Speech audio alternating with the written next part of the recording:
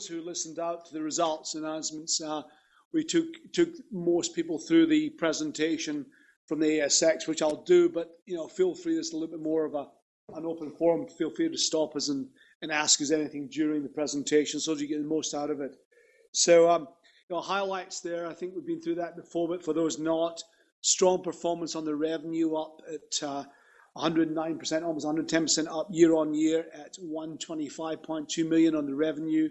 Underlying EBITDA up $21.6 million at 30.6, underlying being inclusive of transaction costs of about $1.5 million. The NPAT up $8.3 million to $7.1 million of NPAT.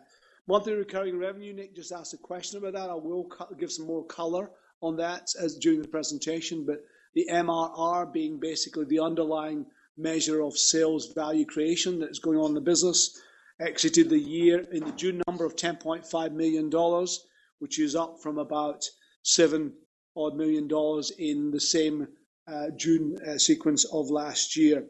And the free cash flow from operations up nearly $38 million, up $33 million year on year. And of course, Paul smiling on that one and the question Nick's just asked. And finally, EPS up at 3.2 cents, which is up from negative 1.4. So at a highlight there, so very strong financial operational metrics, all of which I love to take full responsibility for, but can't. So if you like the message in the market and the share price seems to do so, I'll take full accountability and responsibility for it. If you didn't like it, I would abdicate all responsibility.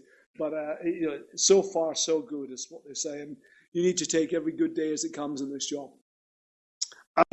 I then covered a little bit about some of the operational metrics around what we've been doing, expanding the metropolitan network and upgrade capacity in the international network. And there's more to come on that one.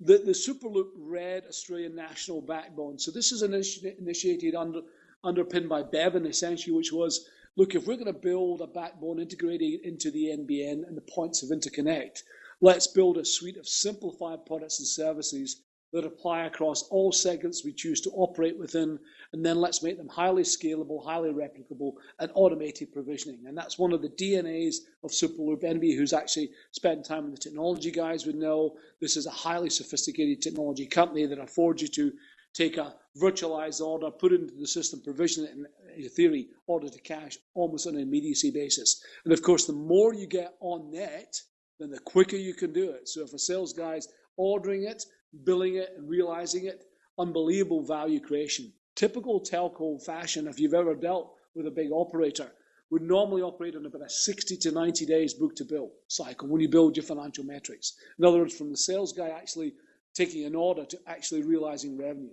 And in some of these systems and tools, as we transition onto the Red product suite, we'll be able to do that almost in real time, which is fantastic.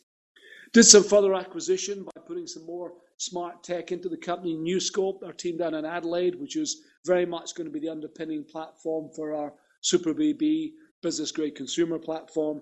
And the GX2 technology, which is our technology we use for our community broadband services on Hospitality Suite. Very unique, very smart piece of technology that affords a unique, secure user experience when you're becoming logged on to Superloop broadband with Wi-Fi. In fact, I was in the US a couple of weeks ago, and believe it or not, I was at the Cowen Institutional Conference in Colorado, and the entire Wi-Fi access and security is provided by GX2. So I'm presenting to all these US analysts, and they go, this is a cool technology. I said, it's Superloop, and they'd never heard of Superloop. So some good stuff there. And then, of course, we've launched the Super BB, as I mentioned, through the acquisition of NewScope. And we've actually now got 10,000 subs. We'll be rolling in the SkyMesh global customer subscriber base into that as well. So you'll start to see us with an underlying subs base of around about 30,000 broadband subscribers. And then finally, integration into the NBN B2B systems to allow that automated order provisioning, easy of access. Indigo, we've just covered it, but we're on progress with Indigo. The cable ships are just out there in the Bass Strait and over in Western Australia. We actually intended we should land the Western Australia Perth leg around about mid-September. So if there's ever an opportunity to take investors and see what it's like with a cable landing event, that's a really exciting proposition there. What is cool for us in that idea, and we're talking to all the right players, is the opportunity to virtualize data center connectivity from Sydney to Perth to Singapore is available for us once that cable system's lit in early next year. So that's what I'm going to cover in the intro. Here's the agenda. FY18 results. Paul do a little bit deeper dive into the P&L, the segment results, and the balance sheet.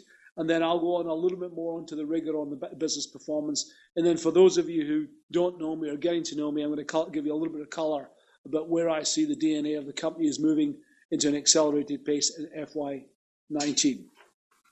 Thanks, Drew. So for the 2018 financial year, we recorded a significant increase in revenue, up 109% on FY17 to a reported revenue of $125.2 million. The growth in the revenue shows the increase in contracted recurring revenue, plus the impact of strategic acquisitions in the prior year, but also during the FY18 year, and also the impact of long-term strategic sales arrangements which were made during the year. The EBITDA growth from 4.6 reported last year to 29.1 this year reflects the significant leverage that's available for us through the ownership of our infrastructure.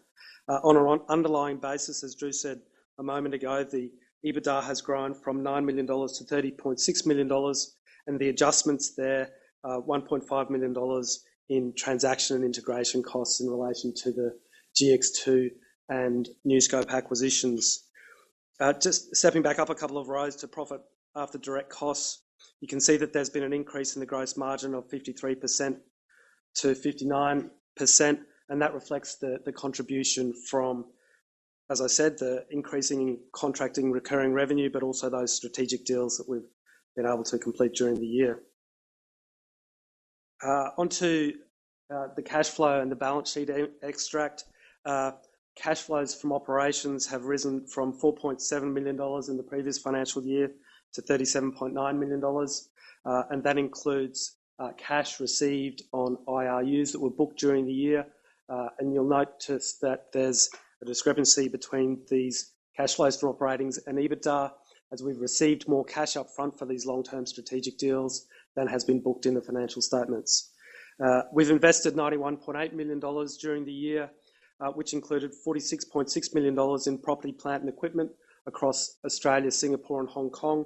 And also included in that number is $18.9 million invested into the ongoing development of the Indigo subsea cable systems. In addition, we also invested in long-term capacity arrangements, which have broadened our network. We've bought additional capacity on the Southern Cross network, in which we invested $11.5 million. We've bought additional capacity from a partner in Hong Kong for $8.6 million. And in Singapore, we've also bought access to a duct and fibre network for $1.7 million. So we finished the year with cash on hand of $15.4 million and headroom available under our facility of $14.7 million. Moving to the next slide, slide 8, we've given a breakdown of the actual revenue contribution by business rather than operating segment. You can see that the Big Air business, which was acquired partway through FY17, has contributed $71.2 million for the full year. The Superloop business, which includes obviously our Australian, Singapore and Hong Kong fixed line business, as well as the sub-partners development earnings, has generated revenue of $40.2 million.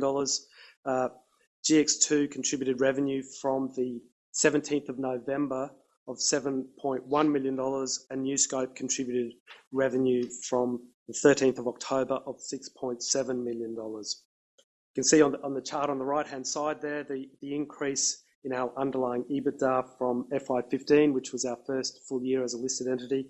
On an underlying basis in FY17, we reported a $9 million EBITDA after adding back $4.4 million in transaction costs. And this year, as we've discussed, a reported EBITDA of 20.1 and an underlying EBITDA of 30.6. Just covering a little bit of some of the operational details now. Quite a few people ask us this, and if you didn't come in the Q&A recently, we talk about strategic sites for us as a key KPI for our investment criteria. So roughly 310 strategic sites. Read a strategic site as a key building, an enterprise.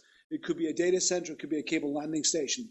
Up almost 70% year on year. Why is that important? Because the minute a building becomes on net, then the ability to see operating leverage in terms of the EBITDA and gross margins is incredible. And I'll take you through the model in the Singapore peeled out P&L, and you'll just see how that can actually peel out.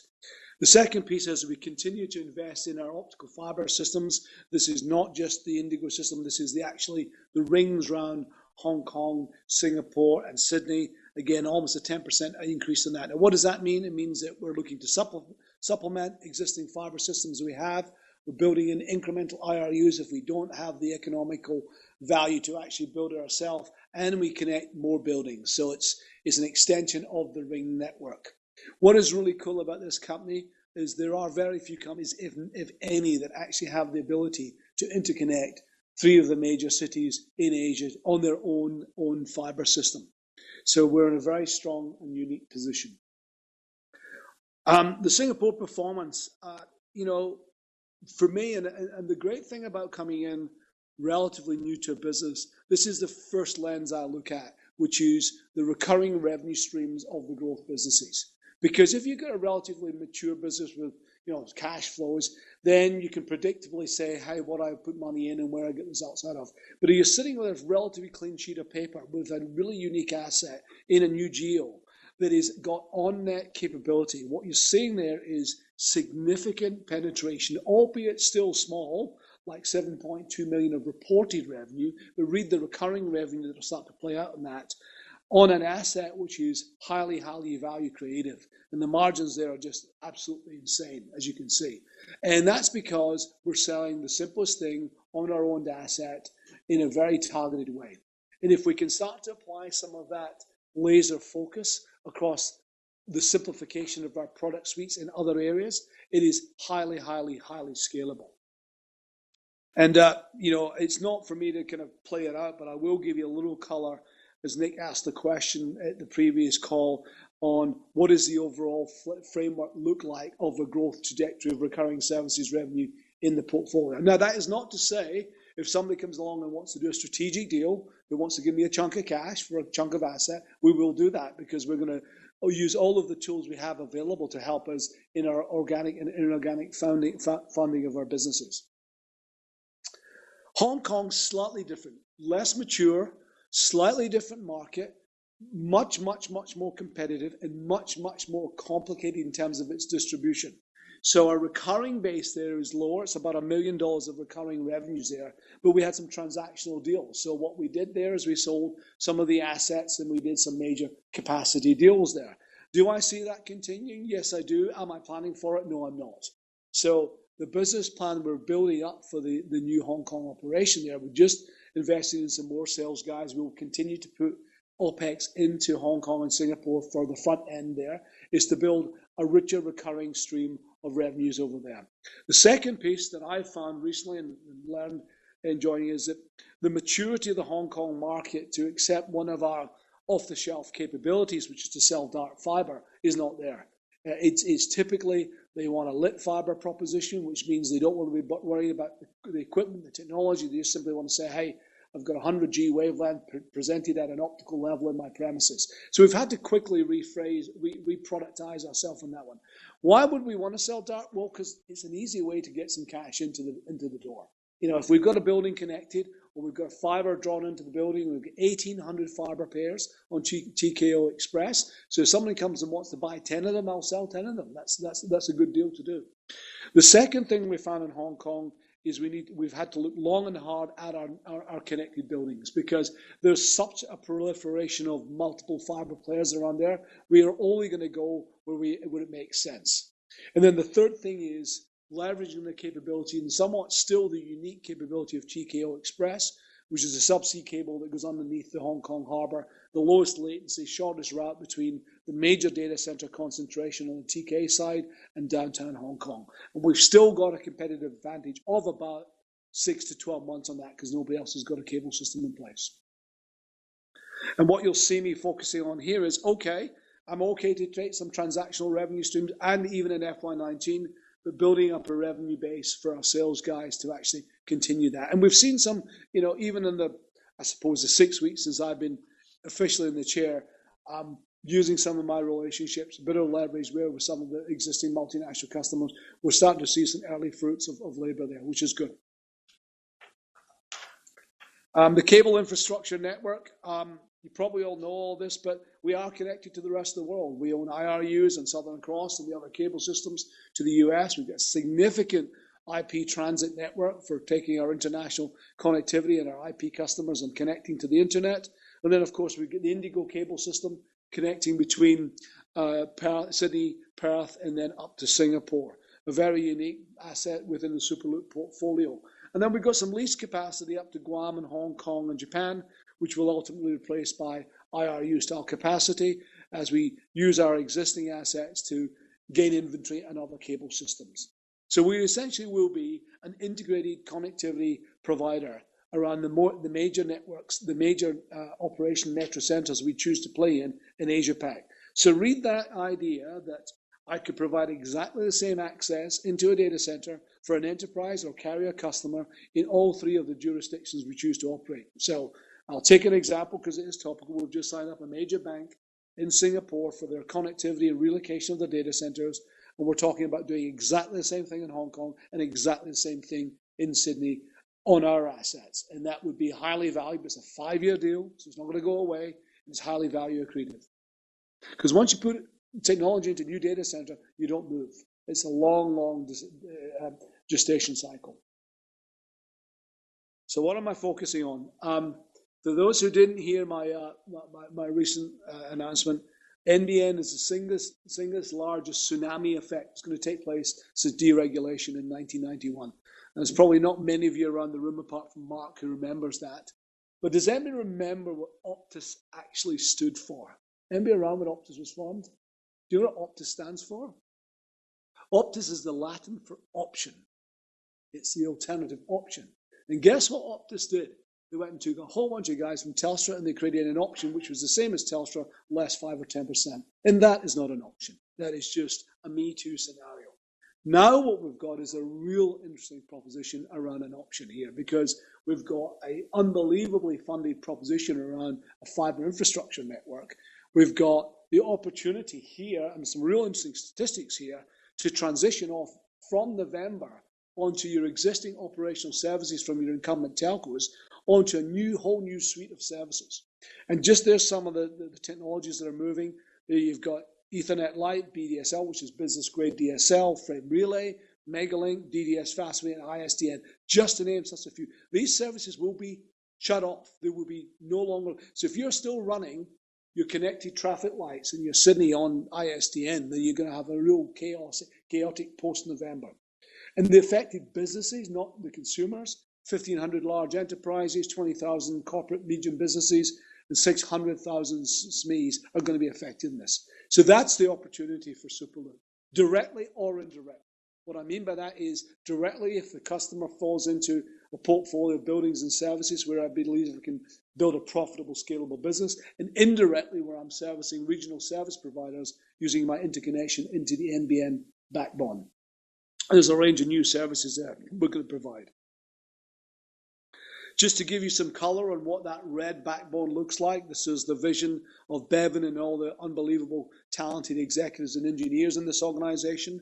We'll be connected at 1 gigabits into 2 POIs, POIs being point of interconnect, or in most cases really means a major town or city, 60 at 10 gigabits, and 59 at 100 gigabits. So this is essentially a global digital backbone framework into the NBN points of interconnect that I can offer services to enterprise, consumers, and corporate customers, as well as a distribution capability for regional service providers. And not only have we built this, the technology and the platforms that Bevan and the guys have done have made some unbelievable uniqueness around this. You may or may not be familiar with the term virtualized routing. The idea that if you're sitting at a POI and you happen to be in, I don't know, Port Douglas, and you're in a small real estate agent and you want to send some access to the internet and you're doing some file uploads or you're doing some surfing, unless the IP address, if the IP address of where you're sending data to is in the same geographical zone, That data packet goes from Port Douglas into a point all the way down to Brisbane to be switched and to go back out into that next door customer.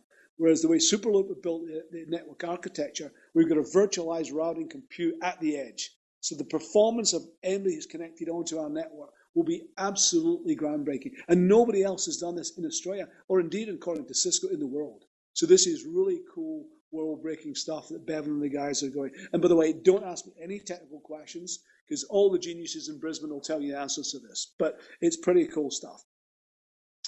So the red backbone, as we've called it, is let's tell you the 10 or 15 or 20 products and services that are going to be on net. They're going to be scalable, replicable, and they're going to take us to our range of customers. Now, that doesn't mean we're going to switch everything off. I mean, there will be customers that we wish to retain. But what it does mean is if I've got some customers from some of the legacy deals that have low margin services, I will go to that customer and say, I would like you to be on the red backbone. And if you come on the red backbone, here's a spot special offer for you. Because the product and service you've got is long-term going to be phased out because it doesn't make profitable sense for us. So here's a compelling offer. Now, that's a great, great way to go and have an engaging conversation with an existing customer. Because you've all heard it before from the banks and from the telcos. They gouge you and gouge you and gouge you because they don't want you to go away and they don't do anything to make you want to stay. And then what happens is you end up, you yourself, deciding that I've picked and make this enough that I actually don't really want any of this stuff other than that really hard to do one. And that becomes low margin. And then the telco hates you because he wants you to go away. Well, we're going to take that on the chin and say, we really want you to stay, and here's why you should stay. So that's some cool opportunities for us.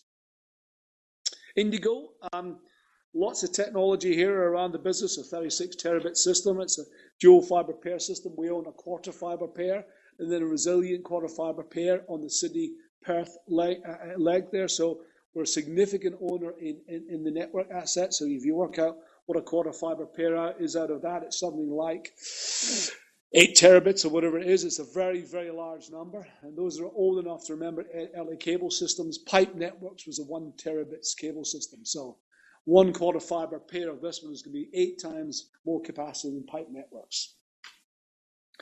Well, there's pretty cable ships around the place. So if you want to come and sit on one, that's a great experience. It actually is a great experience, but if you've never done it, it's quite a unique experience. It was the very early days of cable systems, ships. It was all run by the British Navy. I don't know if you know that. It was all run by the British Navy. It was run in military fashion. Cable and Wireless Marine was the original company that used to do this. And they would not let you on the ship without all the security passes and everything else because it was a hardly secure environment. I think it's probably a bit more relaxed now, but it's a great experience to actually see what these guys do. Okay, so what is my job for the next 12, 24, and 36 months? If anybody follows my contract, then I'm not in the money until the stock's over $2.50, so I've got a bit of work to do. If you keep buying today, it might get there. But my goal is very simple, is to take everything that Bev and the guys have created and put it on steroids, get it scaled and accelerated in terms of customers on the network, highly profitable, and leveraging the assets where we can to get access to more assets that help us supplement the business and the network. And then the key part of this is automation software is all about making the customer experience compelling. It really is. We have a number of major US companies, maybe I could name them, maybe I won't, but it's not relevant, who think we are the easiest company in the world to deal with because they click on their interface, they look at a building, they see it lit, they click an order, we get an automated system back that says, yes, you're going to be online on X day. And they go, wow, how cool is that? Because they can respond in real time to customer requests. The days when this used to happen was you'd have to send an email, you have to do a building survey, you'd have to do all this stuff. So the ability for us to be the Asian extension of US multinationals, be it enterprises and telcos, is a huge proposition for us. And we've only just started that journey. We've taken on a guy called Adrian Martin, who's going to head our global service provider. And his job is to just get as much on-net traffic from the GSPs onto our assets. So what am I going to be doing? Well, I'm going to continue to push forward with building extension in Singapore, up to 100 buildings, on-net buildings in Hong Kong, both directly and indirectly. So read into that. If it doesn't make economic sense for us to build, we will use some fiber capability swaps. And of course, in Australia, focus on the NBN and regional expansion and completion of Indigo. Wireless, we're going to refresh the radio network, and we're going to use our wireless access to get access to country Australia. It does not make sense to dig up the streets half the places in the world. So we're going to use our fibre network, our NBN backhaul, our interconnection into radio access to have access to rural and remote Australia. Simplifying our products, which gives us scale and replication. We're going to launch security. Security should be embedded in to every service you get. So think of it as clean internet, clean pipe. So you shouldn't have to worry about actually going in all this complexity about building viruses and antivirus engines and firewalls and webscapes. It should be embedded within the telco network, because the telco network, remember, is the access to the cloud. And as people move things into the cloud, if you put security embedded onto the network, then you protect the cloud. It's very powerful. And for us, it's ARPU accretive. If it's in the network, it's completely ARPU accretive. Wholesale and NBN leverage, that'll be our engine, by the way. Wholesale will still be our engine this year, because there's so many opportunities to get RSPs onto the access network. We're going to launch a premium retail brand, and watch this space, but that'll be around about the October timeframe. And we've already got some customers there. We're going to make a bigger splash on that one. And what we haven't done, and this is under disclosure terms, we haven't modeled in a significant marketing vest of customer acquisitions just yet.